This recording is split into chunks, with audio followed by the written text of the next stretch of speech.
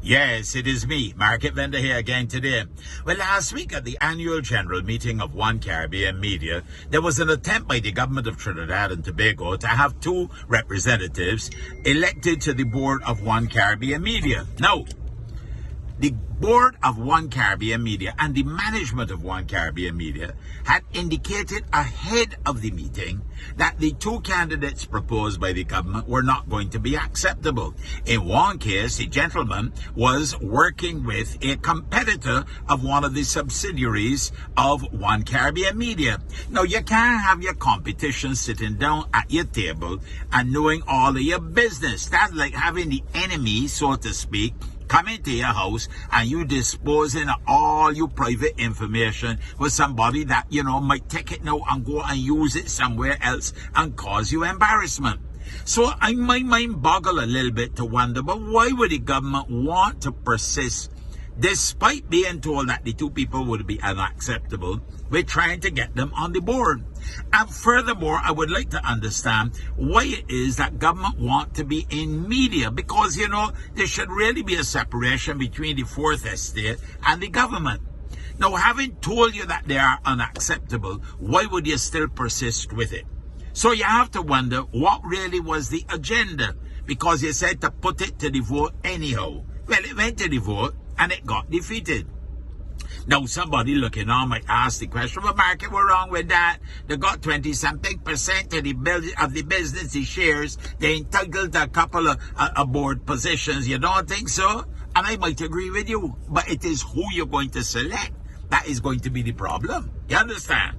Now, the other thing that caught my attention is the fact that despite a performance that was improved, the value of the shares keep dropping.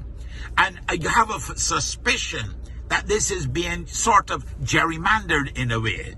Because then, if you go and sell a handful of shares and drop the price and accept a lower price, you can artificially deflate the value of those shares. But when you do that, you're deflating the value of all the shareholders. You understand? There's no logical reason why One Caribbean Media shares should be deflated in value, because then there are still solid shares, and even during the difficult period, the company continued to perform well. What is the agenda? Why is this the urgency? Why does government want to be involved in media? I would think that having got already your own media company in Trinidad and Tobago Television, you might say, well, let the private sector continue to do what they've been doing, because they're running a proper operation. It's the largest media company across the Caribbean. Why not let them continue to do what they are doing? Now, if you got a whole block of shares and you really feel that you should be involved in it, but then put forward people that would be independent of thought.